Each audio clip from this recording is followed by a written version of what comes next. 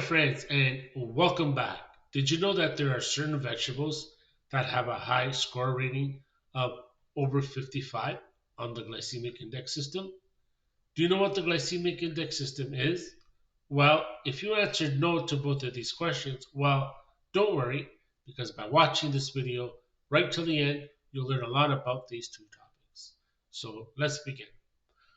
The glycemic index system is a food rating system that rates foods according to how quickly they will turn to sugar and affect your blood sugar numbers after you eat the food. Now, it does this by providing every food with a number, being 0 to 50, it will slowly turn to sugar.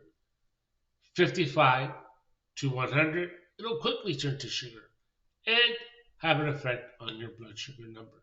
Now, you must understand that this system will not tell you what your blood sugar number is going to be after you eat that food. You should be testing your blood sugar 1 hour later to see how it affected your food.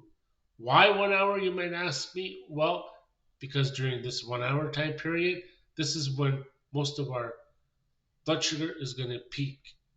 And when this peak happens, it starts to cause lots of health issues in our body.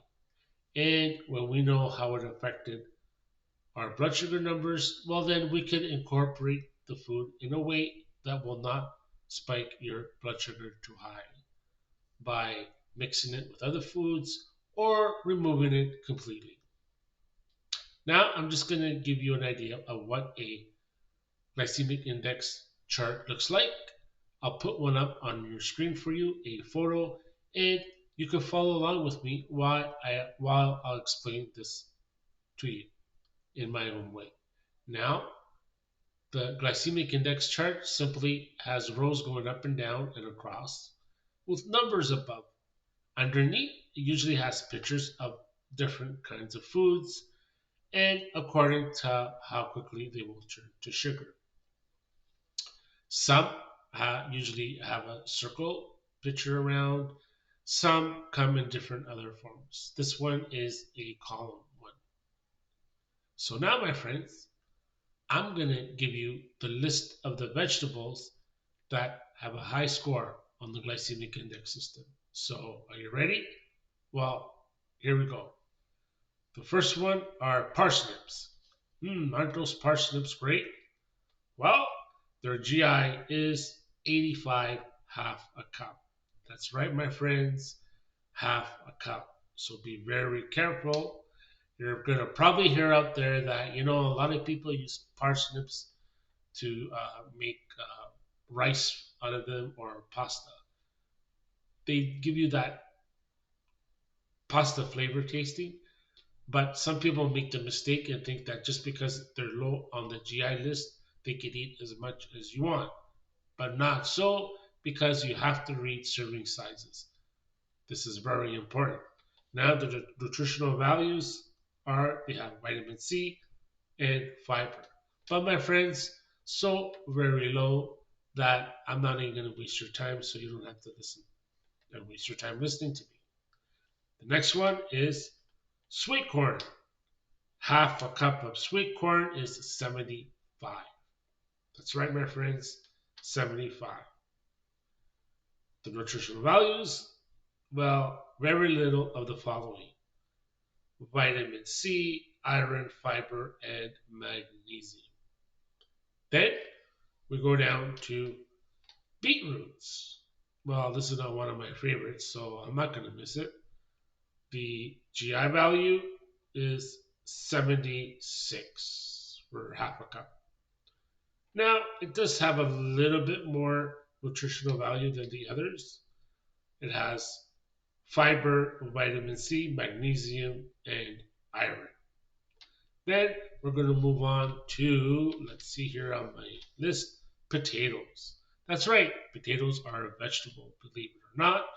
I learned that through all my investigation of foods for diabetics. So potatoes are a vegetable, and their GI is about 64 for one small baked potato, white potato. The fiber is about 145, vitamin C, zero point 0.20, and iron 20. So we move on to carrots. One small baby carrot has a GI of, are you ready for this one? 64. The nutritional values are B12, vitamin C, and actually iron. Now, carrots are also good for our eyes because of that orange color. So now, my friends, um, the glycemic index system was a good tool to use back many years ago when there were no blood sugar monitors. It was the only way people would start to understand how foods will affect their numbers. They did not know how their numbers were after they ate the food. But when they started to follow the system, at least they were given an idea and started to understand how to avoid that food. Then, as time did go by, doctors' offices started to have monitors and they were not available to the public. So the system was still pretty good to use. Then, as more time went by, monitors were available to the public, but at a very high price of $3,000. Today, a monitor, your average monitor, you shouldn't be buying the monitor according to the cost of the monitor. You should be buying a monitor according to how expensive the test strips are. The cheaper the test strip, the better the price. There is one out there that's very cheap, but I am not sponsored by any company on here. This is not that kind of a channel, but I'm going to give you one tip. The box is yellow. So if you go down to your local pharmacy and take a look around, you will see that big yellow box.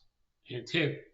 Or ask the pharmacist, tell them which monitor has the cheapest test strips, and they'll know exactly which one you need. So the glycemic index was a good tool to use at the time and gives you a part idea of how to help with your type 2 diabetes. The most important one is, of course, diet. Because once you start to understand which foods spike your blood sugar number, well, then you could, like I keep saying, incorporate them in your diet in a way that they will not spike your blood sugar number. The next way is by testing. Testing is very important when you start to find out, when you find out you have type 2 diabetes. By testing, you will know 100% how that food affected your blood sugar number. And once again, incorporate it into your diet. Now, my friends, also exercise is important because after you exercise, your muscles start to move around, get stronger, and they need a lot more energy and sugar to carry you throughout the day.